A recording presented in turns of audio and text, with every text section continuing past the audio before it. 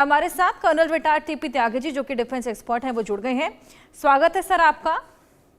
Sir, हमने देखा कि वार्ता हुई थी दोहा में जहां पर फिलहाल हस्ताक्षर कर दिए गए हैं और ये जो तनाव था इसको लेकर शांति बहाल हुई है, लेकिन क्या लगता है जिस तरीके से ये ख्वाजा आसिफ की धमकियां सामने आ रही हैं ये कब तक बरकरार रहेगा? क्या एक बार फिर पाकिस्तान की ओर से हिमाकत देखने को मिलेगी? हर्षा जी, आपका बहुत धन्यवाद अपने चैनल पर हमें बुलाने के लिए। देखिए, ये जो अफगानिस्तान पाकिस्तान में एक सीज फायर हुआ है, ये ऐसा ही समझिए जैसे इजराइल और हमास के बीच में हुआ है। ये एक दूसरे के अगेंस्ट है आइडियोलॉजिकली। मैं बताता हूँ। दरअसल में तहरीके तालिबान पाकिस्तान, जिसे टीटीपी कहते हैं या तालिबान पाकिस्तान भी कहते हैं, वो कोई सिंगल एंटिटी नहीं है। उसमें बहुत सारे ग्रुप्स हैं। जैसे उसमें हाफिज गुल बहादुर ग्रुप है, अमजद फारूकी ग्रुप है, हिजबुल एरार ग्रुप है, मूसा शहीद ग्रुप है, बजौर तालिबान ग्रुप है और भी कई ग्रुप हैं। और ये सारे ग्रुप इंडिपेंडेंटली ऑपरेट करते हैं, लेकिन एक बात के ऊपर एक है, और वो है पाकिस्तान की आर्मी का विरोध। यानी कि ये सारे ग्रुप जो टीटीपी में है, ये पाकिस्तान की संसद पर शरीयत का झंडा लहराना चाहते हैं। ये इनका अल्टीमेट एम है। अब अगर इसमें एक ग्रुप मान भी जाता है, मान लीजिए कि अगर इसमें जो ख्वाजा आसिफ ने कहा है कि नूर वली महसूद जो टीटीपी के हेड है वर्तमान में, अगर वो मान भी जाते हैं तो बाकी ग्रुप तो नहीं मानेंगे, पहली बात। दूसरी बात, जो टीटीपी है ये पाकिस्तान कहता है कि ये अफगानिस्तान की सेंचुरीज में से ऑपरेट करते हैं और पाकिस्तान में अटैक करते हैं और वापस चले जाते हैं। असलियत में तो ये पश्तून है, ये खैबर पख्तूनख्वा के अंदर रहते हैं, वहीं से ऑपरेट करते हैं। तो ये प्रॉब्लम अफगानिस्तान की कहाँ हुई? ये प्रॉब्लम तो पाकिस्तान की हुई। अब अफगानिस्तान ये कह रहा है कि पाकिस्तान झूठी इंफॉर्मेशन फैला रहा है, नंबर एक। नंबर दो, वो ये कह रहा है कि हमारे देश को अस्थिर करने के लिए, हमें डिस्टेबलाइज करने के लिए पाकिस्तान इस्लामिक स्टेट खुरासान को हमारे खिलाफ कर रहा है, वो हमारे खिलाफ एक्टिविटीज कर रहा है।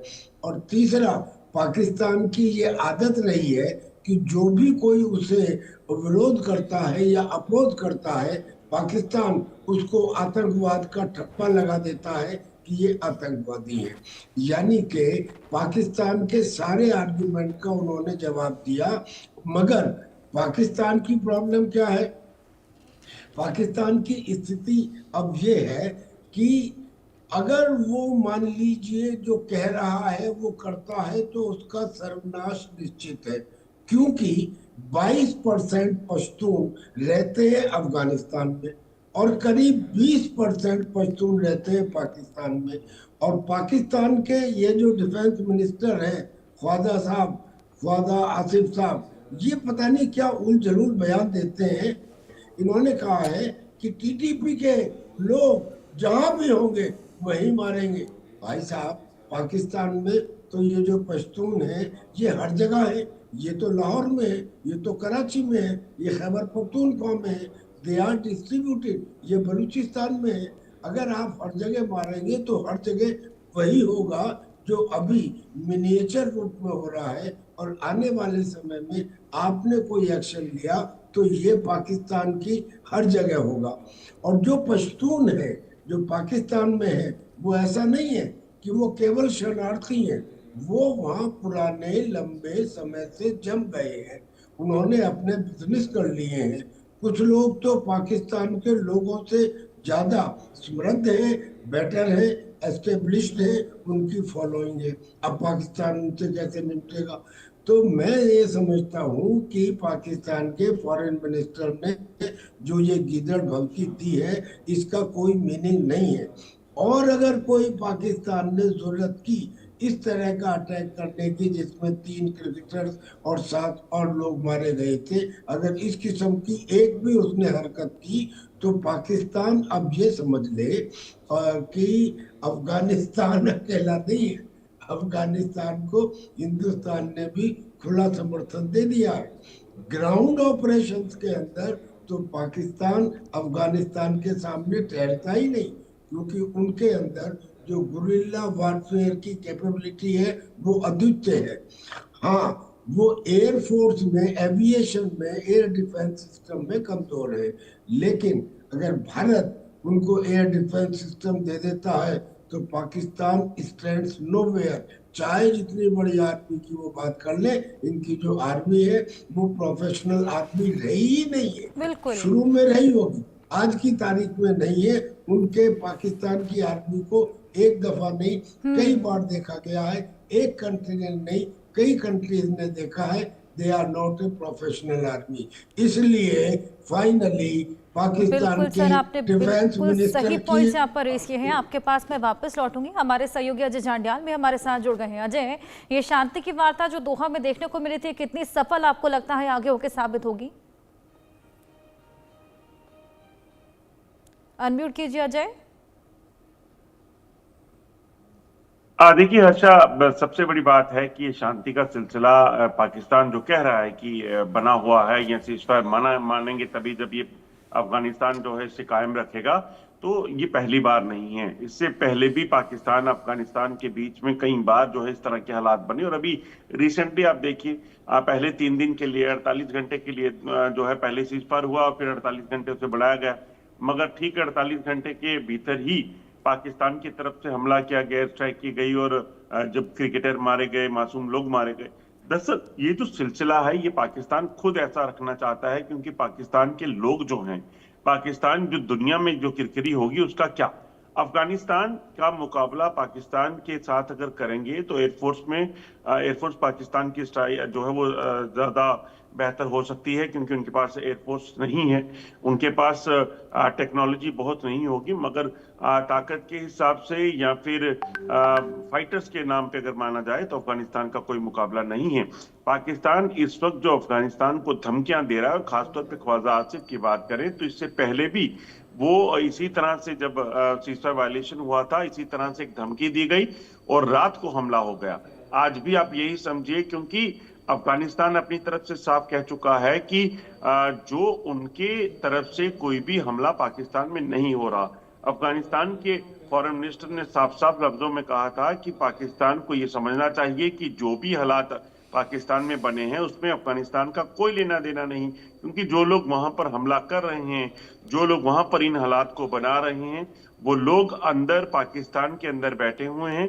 पाकिस्तान के बॉर्डर पर हमला नहीं होता है। पाकिस्तान या बॉर्डर से, जो अफगानिस्तान का बॉर्डर है उससे लगभग 100 किलोमीटर 200 किलोमीटर अंदर हमले होते हैं। उसके लिए अफगानिस्तान जिम्मेदार कैसे हो सकता है?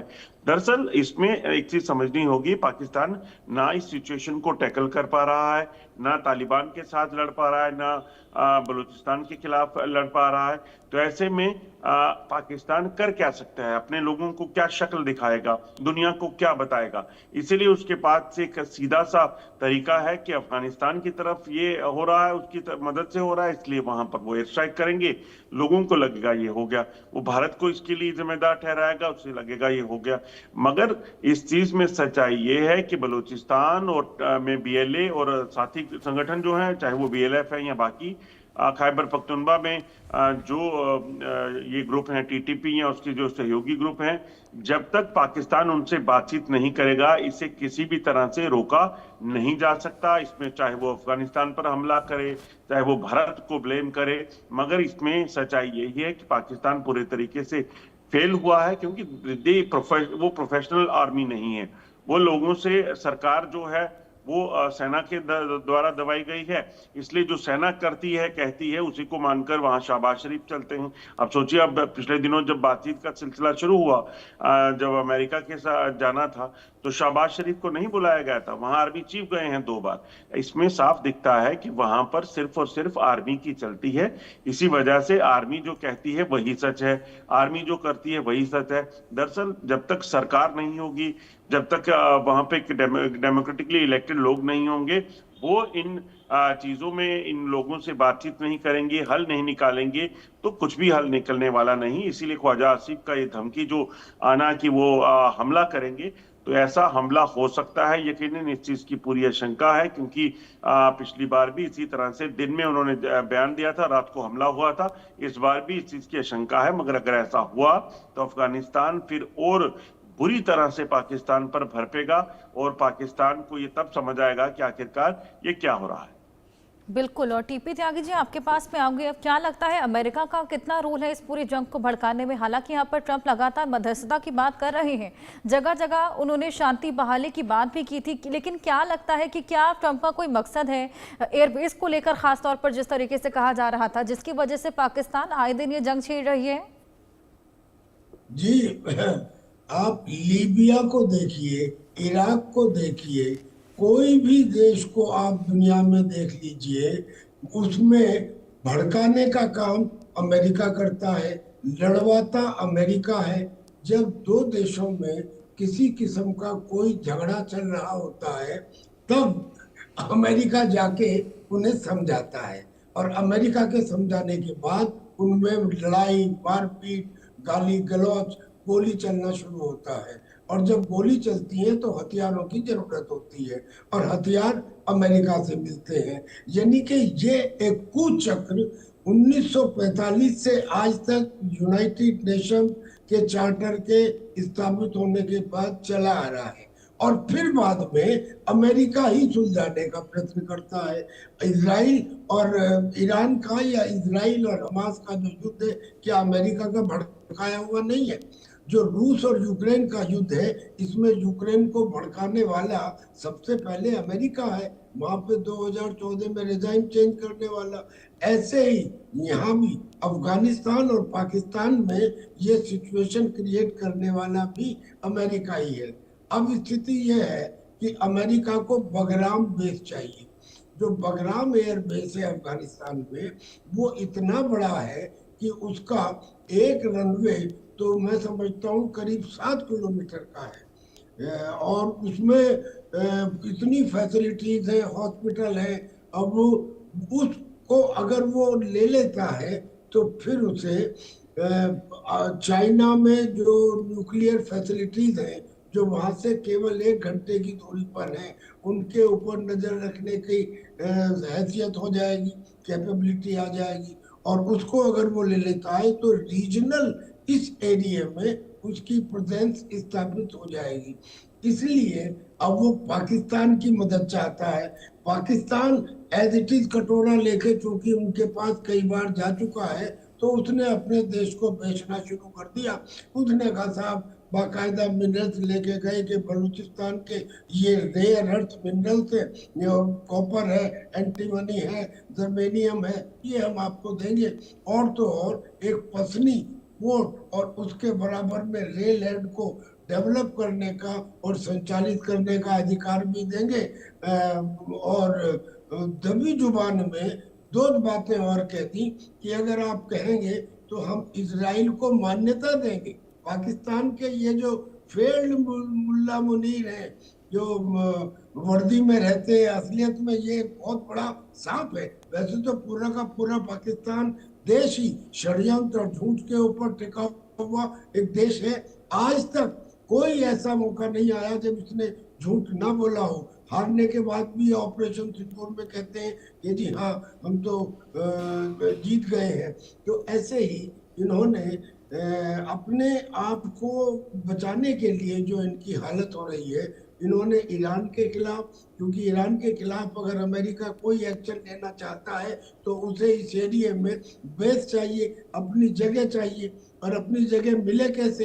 अब जब उसे हिंदुस्तान में भी थोड़ा सा डाउट लगने लगा है, because of the new world order, because of Russia, China and India joining hand in the last SCO meeting in China, तो अब उसको घबराहट है। तो America wants Bagram base. Bagram base में Pakistan is likely to help him, और इसलिए अमेरिका के इंटरेस्ट यहाँ पर है। बिल्कुल। अजय, मैं आपके पास आऊंगी। जिस तरीके से पाकिस्तान लगातार ये हमले बोल रहा है, शुरुआत पाकिस्तान की ओर से ही हुई थी। खामियाजा हालांकि हमने देखा कि पाकिस्तान ही ज़्यादा भुगतता हुआ नजर आया था, क्योंकि बेहद बड़ी क्षति हुई थी पाकिस्तान को। जो तमाम पाकिस्तानी सैनिक थे उनको कैप्चर भी कर लिया था अफगानियों ने। ऐसे में जब आंतरिक कला ऑलरेडी पाकिस्तान में इतना चल रहा है, तो ये नया पंगा मोल लेने की क्या ज़रूरत है, क्योंकि खामियाजा तो खुद ही भुगत रहा है। हर्षा, इसके पीछे की वजह है जो अंदरूनी हालात हैं पाकिस्तान के। वो अगर पाकिस्तान इन अंदरूनी हालात पर काबू नहीं पा सकता तो फिर सोचिए वहां जो लोग हैं, पब्लिक है, वो क्या सोचेगी। पाकिस्तान फेल हो गया। एक तरफ पाकिस्तान क्लेम कर रहा है कि हमने भारत को हरा दिया, दूसरी तरफ अंदर टीटीपी और जो बलूचिस्तान के बीएलए के लोग हैं उनसे मुकाबला नहीं हो रहा। तो ये किसी ना किसी के सर मरने वाली बात है। तो ऐसे में भारत पर ब्लेम करना और अफगानिस्तान पर हमले करना जो है ये हो सकता है। तो दूसरी चीज एक चीज ये है कि पाकिस्तान दरअसल नया पंगे की बात नहीं है। टीटीपी तो सीधे तौर पर कहते ही है कि हम अफगानिस्तान का हिस्सा है, क्योंकि हमारा रहन सहन, हमारे ट्राइब हैं, तो हमारा जो इलाका है वो है, और इसीलिए वो नहीं चाहते कि दुरंत लाइन को इस्टेब्लिश किया जाए। इसी को लेकर उनके लंबे समय से जो है वो पाकिस्तान सरकार के साथ, पाकिस्तानी सेना के साथ जद्दोजहद चल रही है। पाकिस्तान इस मसले पे बात नहीं कर रहा। अगर पाकिस्तान चाहता तो अफगानिस्तान के साथ मिलकर दोनों देश पहले शांति से रह सकते थे। जब अमेरिका अफगानिस्तान पर हमलावर था और अफगानिस्तान में अमेरिकन फोर्सेस लड़ रही थी, तो तब भी तो चीजें थी। तब पाकिस्तान क्योंकि अमेरिका से फायदा लेता था, अफगानिस्तान के इन टीटीपी के लोगों को इस्तेमाल करता था। वहां पे अफगानिस्तान में पाकिस्तानी सैनिक जो हैं वो लड़ने के लिए जाते थे और टीटीपी के लोग जो हैं वो वहां पर इनकी मदद करते थे, और पाकिस्तान सारी चीजें प्लान करता था, क्योंकि तब तक उसे फायदा मिल रहा था, तब तक ये इनके इशारे पर हो रहा था, तो इसलिए इनको ठीक लग रहा था।